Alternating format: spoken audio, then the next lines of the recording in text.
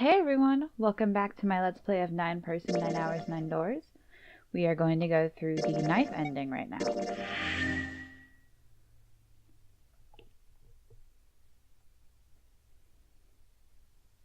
A long hallway, huh? Let's check it out.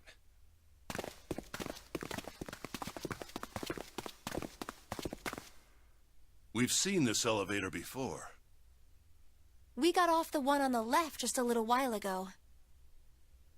Then we went through the number 6 door, and that took us to the engine room. Yes, and after that we passed through the cargo room. And now we're back here. In other words, we made a loop. We're back where we started. We needed a card to get to this point. I don't see a card reader here. Perhaps we aren't able to activate it from this location. Why don't you just try pushing the button? Yeah.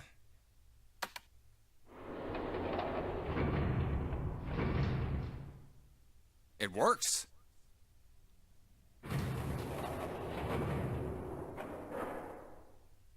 I think so.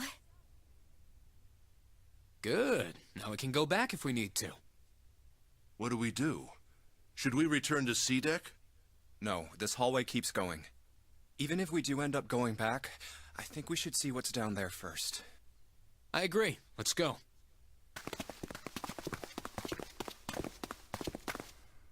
Looks like it ends here. Only one door. There isn't anything else. It's the only way to go. All right, let's open it.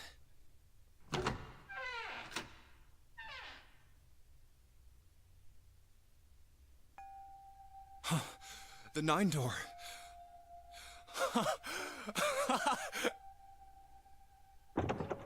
Of course it wouldn't be that easy. Vacant. Huh. We finally found it. Junpei! Huh? Look! Behind you! What? A 9 door. There's another one. Why? It's 9, no matter how you look at it. The red is there too. So this is a real one? Why? Why the hell are there 2 doors? There were always 2 doors. I mean, if you think about it, Zero never actually said there was only one door with a 9 on it. It is hidden, but an exit can be found. Seek a way out. Seek a door that carries a 9. Of course, we just assumed that there was only one. After all, why would there be more than one? Oh, man. We fell for it. There are 2 doors. That means that all 9 people who had met at the central staircase could escape. No one would be left behind. Now it makes sense why the bracelets are numbers. 1 through 9. Divided into teams of 4 and 5 people. The digital root of both teams ends up being 9. Take 1278 and 34569 for example. The digital root for both teams would be 9. Or 2349 and 15678. The digital root is still 9. There are a bunch of combinations that work and they all end up the same way. If one team has the digital root of 9, so would the other one. What does that mean? The answer's simple. From the very beginning, the Nonary Game was designed to save all 9 people. That's how it was meant to be. Zero didn't lie. He never said there'd be only one 9 door. But anyone who'd found themselves in the game would have assumed that was the case. Fights would have broken out. One team would likely betray or deceive the other. Someone might be hurt. Someone might get killed. But eventually, they'd reach this very same room and realize how pointless all their infighting was. There were 2 doors. There was no need to kill each other. This game was designed for that purpose. This Nonary Game. We were all arguing and fighting over doors at the beginning. But if there had been one slip-up, one tiny mistake that led to more, everything could have been so much worse now. So, what are we going to do, Junpei? Huh? Oh, right. Hey, keep it together, man. Sorry. Jeez. So what do we do? What do you... We need to think about our next step. Our numbers are 1, 3, 5, and 6. That's a digital root of 6. The 4 of us can't open the number 9 door. The 4. Wait, Don't tell me. Yep. There's one combination that'll let 3 of us open the 9 door. That's why I'm asking, what now? What now? No, we gotta go back. Yep. I agree. We cannot leave June behind. Are you sure? I don't mind staying. It's okay. There's no way we'd leave you behind. Besides, I'd rather drown at the bottom of the ocean than escape with this sausage fest. Maybe I'll get to go to Atlanta. Are you sure you don't mean Atlantis? Huh? Oh, right. You guys. Very well. Best we head back to C-Deck then. We should be able to take the elevator we passed earlier. Perhaps Clover, Seven, and Lotus will have returned from door 1. But even with all 7 of us... Standing around here isn't going to accomplish anything, don't you agree? Let's find the other 3 first, and then search for another solution. I guess you're right. All right, let's go. Yeah. Okay. Huh. Come to think of it, what is this room? We were so focused on the doors, we didn't even look around. Huh. It looks like it's set up for some kind of ceremony. But what kind? Huh. A coffin? What on earth is a coffin doing in a place like this? Hey, Junpei, the hell are you doing? Let's move. Right, okay. I'll be right there.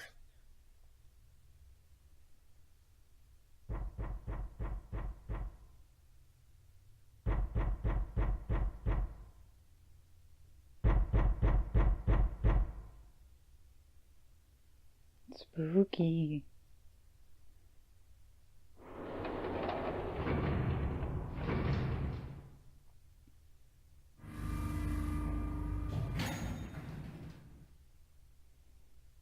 Look, it's...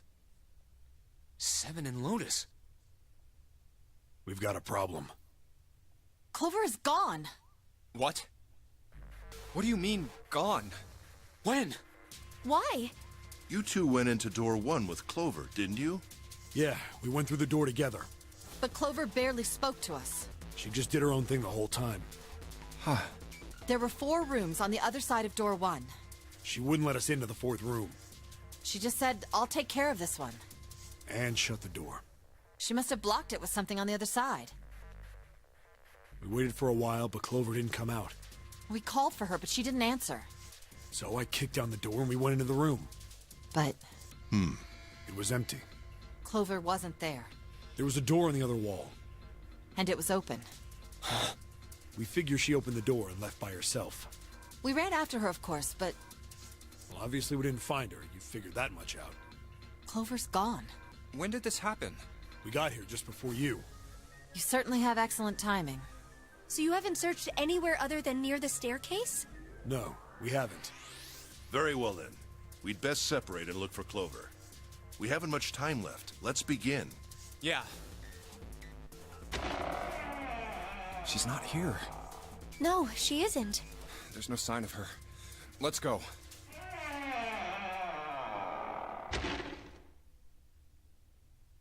All right, I'm thinking we should probably split up. I'll head back to the stairs and take the elevator down to E-Deck. June, you can take the stairs up to B-Deck. All right, that sounds good. But, What? could you stop calling me by that code name when we're alone? Huh? Sure, right. I'll do that. Jumpy. No, it's nothing. All right, I'm going then. Yeah, be careful, Kane. You be careful too, Jumpy. Yeah, got it. Take care.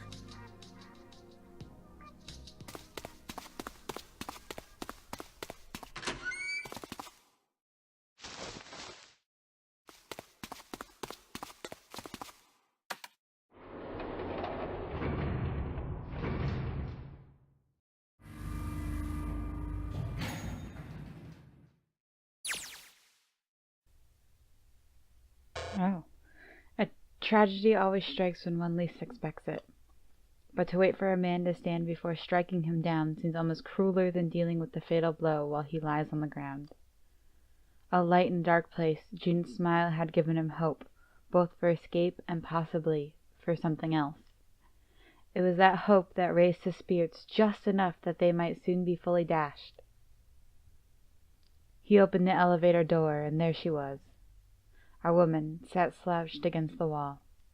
Lotus. Junpei felt his blood turn to ice. Her body was limp, and her skin smooth and pale as always, was covered in bright red blood. Junpei felt his chest constrict. He couldn't breathe, and his legs began to shake. A slow, cold drop of sweat trickled down his back. He felt his stomach somersault. Junpei's mind went blank, all his thoughts replaced with endless, hissing white. Driven by little more than instinct, he began to walk towards Lotus slowly. Each slow movement of his stiff limbs brought him closer to her corpse. Finally, he stood next to her. Robotically, he bent down and pushed his hand against her neck. There was no pulse, no rise and fall of breathing. She was slightly warm. Something, somewhere in Junpei's shaken mind, told him that meant she had been killed recently. Yes, Junpei thought, his mind slowly returning. She had been killed. Someone had killed her. There was a deep cut on the left side of her chest. Blood still oozed from it, although clearly her heart had stopped beating some time ago. The weapon had been a knife, then?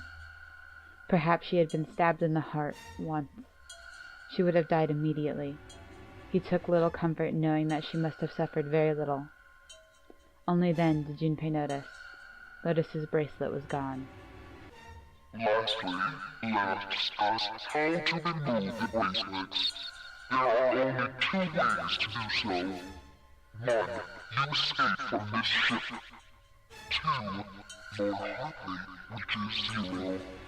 In other words, once the bracelet is taken outside the confines of the ship, or the backside of the mirror's heartbeat has fallen to zero, it will shut down automatically. Was that why the killer had ended Lotus's life? So that they might have the number 8 bracelet? If that was true, then the killer was whoever wanted the number 8 bracelet. Or perhaps more accurately, the person who would gain the most by obtaining the bracelet number 8. Who is that? Who would benefit the most from the number 8 bracelet? The thought had only just entered Junpei's mind when he heard a noise. A sound like a sharp knife cutting through wet meat. It struck him as strange that the noise came from inside his own body. A moment later, the pain hit him. It wasn't merely pain. There was heat, extreme heat, as well. He felt as though molten iron had been splashed against the side of his body. Finally, his brain made the connection. He had been stabbed. But where? His body was quickly going numb. He couldn't tell where the knife had met his flesh. Given the circumstances, however, he had most likely been stabbed in the back. Whoever had killed Lotus had now done the same thing to Junpei as well. His voice was little more than a weak groan. With what little strength he had left, Junpei turned his body, trying to catch a glimpse of his attacker. But as he did, the knife dug itself in deeper, twisting viciously.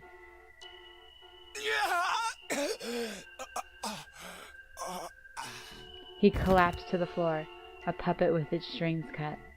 His arms and legs lay where they fell, oddly twisted and awkwardly positioned. Junpei's body was entirely numb. He could feel the blood licking out of him, but nothing would move. Nothing save his eyes. As he lay on the floor, his life ebbing away, Junpei finally saw his attacker. 2 tiny images of the killer reflected in his eyes. With that recognition came nothing. He felt no emotions, not anger, not sadness, not regret. The paralysis that had claimed his body had reached his mind. His killer glanced down at his body.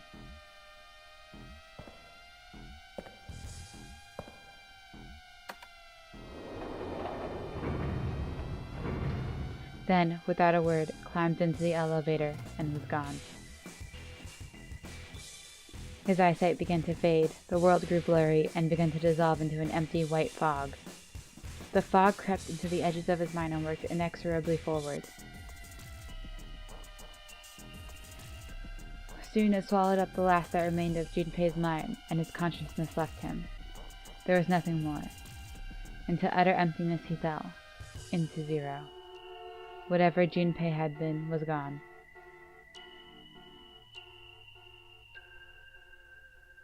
Man, that ending was a mouthful.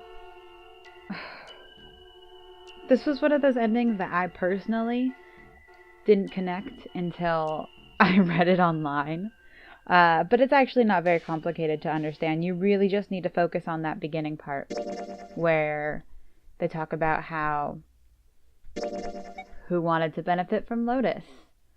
And once you kind of connect that and you pay more attention to what certain characters say, the story starts to connect together in a very interesting way. That's all for today. If you liked this video, please hit like and subscribe. I just posted a midway review of this game on my blog, which I will link down below. I usually talk about visual novels, interactive fiction, and game dev stuff on there, so go check that out. I also have my Twitter down there if you want to talk to me. So thank you so much for watching. I'll see you guys later.